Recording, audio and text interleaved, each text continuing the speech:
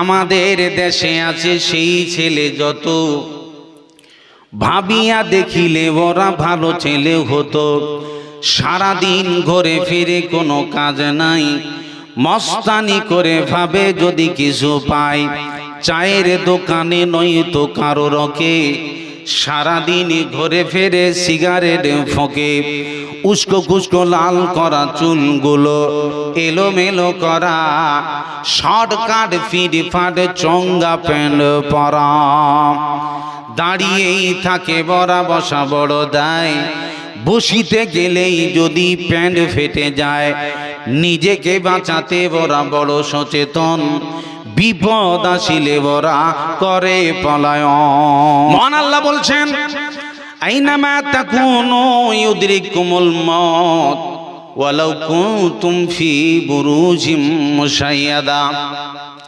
আল্লাহ বলেন বান্দারে তুমি যেখানেই পালাবার চেষ্টা করো, যে লোহার বাংকারে যাও, যে বিশাল বিল্ডিং এ যাও, যে বিশাল কেলায় যাও, যত বড় তালায় তুমি ওঠো, যত বড় তুমি নিচ তলায় ঢুকে যাও না কেন, পাহাড়ের গুহায় তুমি ঢুকে যাও না কেন, সময় এসে গেছে, মরবি না, টেনশন লাগতেছে, আমি বাড়ি ছেড়ে পালিয়ে যাব, লাভ হবে না।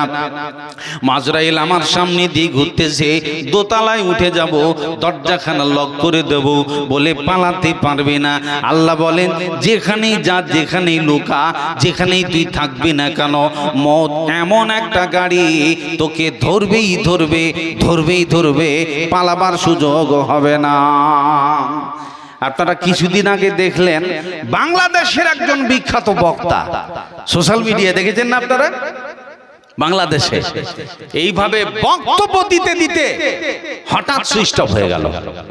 বক্তব্য দিতে দিতে তার জবানে তালা, আর জবান খোলে না, আর বলতে পারে না, গ্যাংলাতে লাগলো, তার মানে তাকে আজরাইল লক করে দিয়েছে, এখন বিদায় পালা। ভাইরা আমার, এই জন্য ভালো করে কান লাগাবেন, এমন একটা সাংঘাতিক ভাষা যে বক্তা শ্রোতা নবী ওলি কাউকে পরোয়া করে না, তার নাম আজরাইল। ওই যে দেখবেন রাস্তায় যদি একটা মোটরসাইকেলের সাথে যদি একটা বুলেরও ধাক্কা লাগে, জনগণ কাকে দোষাবে? কথা বলেন না গো, কাকে? মোটরসাইকেল ওয়ালাকে দোষাবে না বুলেরো ওয়ালাকে? বুলেরো ওয়ালাকে ধরবে, জরিমানা দে।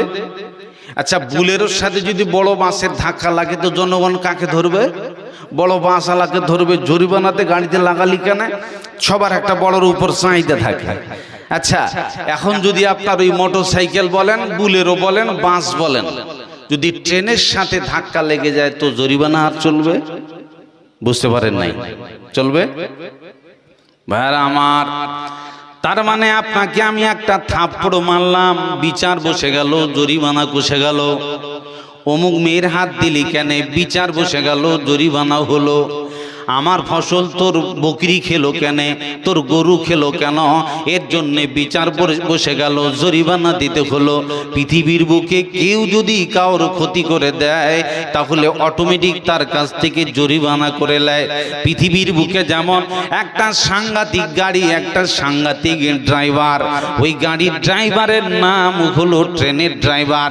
ট্রেনের ড্রাইভার যখন তার গতিতে গাড়ি নিয়ে চলবে, তখন ডানে বামে যারা আসবে তোরা দাঁড়া, আমায় যেতে দিন, আমি যখন আমার গাড়ি আমার গতিতে নিয়ে যাব, সামনে যদি কেউ আসিস পিষে দেব, কথা বলতে পারবে না। বুলেরওয়ালা আসলে তোকেও পিষে দেব, বাপ বলার সুযোগ পাবি না, মাস্টারকে মেরে দেব, মৌলবীকে মেরে দেব, আমার সামনে পিষে গুনাহ করে দেব, আমার বিরুদ্ধে কোনো মতেই আন্দোলন করে লাভ হবে না, কা কা করে চিৎকার করবি, কোনো মতেই আমার কাছ থেকে জরিমানা উঠাতে পারবে না।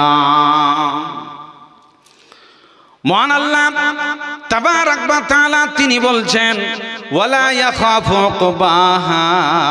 পৃথিবীর বুকে আপনার সাথে চলাফেরাতে যেমন জরিমানা হলো, আদায় হয়ে গেল, টাকা নিয়ে নিল, বিচার বসে গেল, আমার আল্লাহ বলছেন শুনে নাও, এমন একজন বিশাল বড় ডাক্তার মরতেছে, বক্তা মরতেছে, প্রধান মরতেছে, মাস্টার মরতেছে, হাজি মরতেছে। এমন সময় জীবন যায় যায়, বিছানায় পড়ে গেছে, শরীর আর চলে না, কথা বলতে পারে না, এমনি সমতে আজরাইলের গাড়ি ঢুকে ঝুঁকে গেল আর চোখের সামনে আপনার জীবনের বাতিটা পক করে নিভে দিল।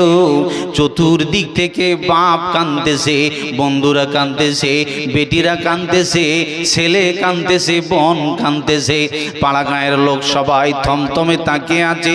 ডাক্তার দাঁড়ানো, অ্যাম্বুলেন্স রেডি, স্লাইন রেডি আছে, কোনোটাই কাজও করছে না। এমনি করে আজরাইল এসেছে আর আপনার জীবনের বাতিটাকে পক করে নিভিয়ে দিয়ে নিয়ে পালিয়ে চলে গেল। সবাই তাকিয়ে রইল, আন্দোলন করে কাজ হবে না। আল্লাহ বলছেন, আমি কাউকে শাস্তি প্রদানে কোনো পরোয়া করি না।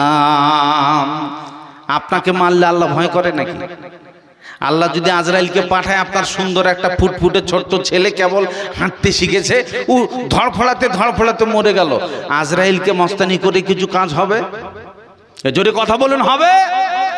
যার সাথে লড়ে পারবার ক্ষমতা পৃথিবীতে নাই, অথচ আপনি এত মস্তানি করেন কেন? এত দাঁপুট কিসের? এত অহংকার কিসের? এত গৌরব কেন? কোরআন হাদিসের কথা বলতে গেলে মানুষ বিরক্ত। কি এত প্যাকপ্যাকানি শুনবি? ভালোই লাগে না। মারামারি হলে আবার সব জায়গায় আছে। আমি কিছুক্ষণ আগে শুনছিলাম, আমার কাছে রিপোর্ট এসছে, মাদ্রাসার সামনে দুটো ছেলে লেগে গেছে মারামারি, মাথা ফাটাফাটি ওইদিকে হয়ে গেল। এই যে জালসা লেগেছে, যখন বলবে 500 টাকা দেন রে, মাদ্রাসা চলছে, কোরআন হাদিস পড়বে ছেলেগুলা, তখন দিবে না। আর মারামারি যদি লেগে যায় তো মাথা বাড়ি মেরে দে, শালা সুপ্রিম কোর্ট লড়বো, এরকম ছেলে আছে না? না। ওই যে ফারাক্কা ব্রিজে তিনজন বসে গল্প করছে, দিন দুপুরে কানা বলছে, হারে তারা কত? তাছাড়া দুপুরে তারা দেখা যাবে তো? কানা দুপুরে বলছে আর তারা কত রে? এখন পার্শ্বে বসে আছে ল্যাংড়া, বলছে তোকে লাথি সোজা করে দেবো, ওর পাই নাই। ওর পার্শ্বে আর একজন আছে জনম ফকির, গোটা দিন ভিক করে দুটো বিড়ি কিনার পয়সা নেই। ই বলছে শালাকে মার না রে, টাকা কত লাগে সুপ্রিম পর্যন্ত লড়ে দেবো। এখনকার ছেলেদের পকেটে টাকা, খালি পকেট 20-25টা আছে, 10 টাকাও নেই। আর ঠাস করে ফের মাথা বাড়ি দিয়ে মাথা ফাটিয়ে দেবে, এদিকে ফির জোরালো আছে। কি বলেন? পরিস্থিতি এরকম চলছে না? আমাদের দেশে আছে সেই ছেলে যত, ভাবিয়া দেখিলে ওরা ভালো ছেলে হতো। সারাদিন ঘরে ফিরে কোনো কাজ নাই, মস্তানি করে ভাবে যদি কিছু পায়, চায়ের দোকানে নয়তো কারো রকে, সারাদিন ঘরে ফেরে সিগারেট ফোঁকে, উস্কো খুস্কো লাল করা চুলগুলো এলোমেলো করা, শর্টকাট ফিট ফাট চঙ্গা প্যান্ট পরা, দাঁড়িয়েই থাকে বড়া বসা বড় দায়, বসিতে গেলেই যদি প্যান্ট ফেটে যায়, নিজেকে বাঁচাতে বড়া বড় সচেতন, বিপদ আসিলে বড়া করে পলায়ন।